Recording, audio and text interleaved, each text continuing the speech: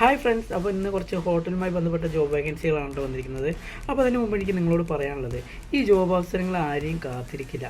ആരാണോ ആദ്യം ജോബിലേക്ക് അപേക്ഷിക്കുന്നത് അവർക്കാണ് ചാൻസ് കൂടുതൽ. അപ്പോൾ ഞാൻ ഇടുന്ന ഈ വീഡിയോകൾ ചിലപ്പോൾ നിങ്ങൾക്ക് ലഭിക്കുന്നത് വൈകിയായിരിക്കാം. അത് സംഭവിക്കാതിരിക്കാൻ നിങ്ങൾ ചെയ്യേണ്ടത് എൻ്റെ ഈ ചാനൽ ഫോളോ ചെയ്യുക. അങ്ങനെ ചെയ്യുകയാണെങ്കിൽ പെട്ടെന്ന് തന്നെ നിങ്ങൾക്ക് നോട്ടിഫിക്കേഷൻ ലഭിക്കും എന്നുള്ളതാണ്.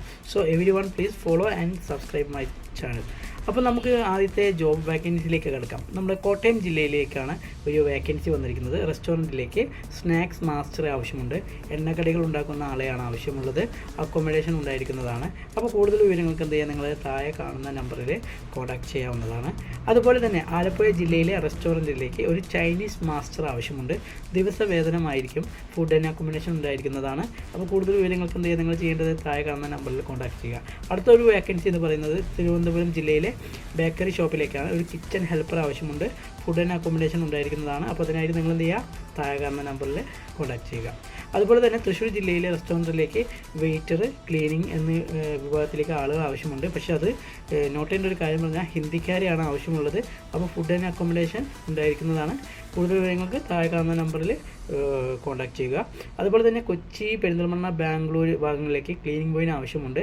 സാലറി ഡെയിലി ഒരു 500 രൂപ കിട്ടും. അപ്പോൾ കൂടുതൽ വിവരങ്ങൾക്ക് എന്ത് ചെയ്യുക, താഴെ കാണുന്ന നമ്പറിൽ തന്നെ നിങ്ങൾ കോൺടാക്ട് ചെയ്യുക.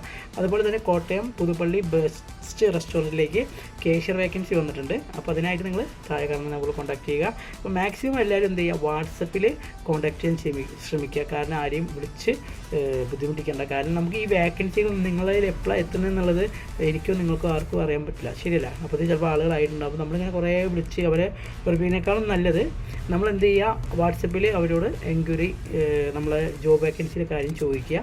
വേക്കൻസി ഉണ്ടോ ചോദിക്കുക. ഉണ്ടെങ്കിൽ നിങ്ങൾക്ക് എന്ത് ചെയ്യുക, അപ്ലൈ ചെയ്യുക. ഇനിയിപ്പോൾ ആളായിട്ടുണ്ടെങ്കിൽ ലിമിറ്റ് നമുക്ക് എന്ത് ചെയ്യാം, അടുത്തൊരു ജോബ് വേക്കൻസിയിൽ നമുക്ക് വരും. അപ്പോൾ നമ്മളെന്ത് ചെയ്യുക, അങ്ങനെ വരുന്ന പല പല ജോബ് വേക്കൻസികൾ നമ്മൾ അപ്ഡേറ്റ് ചെയ്യുന്നുണ്ട്.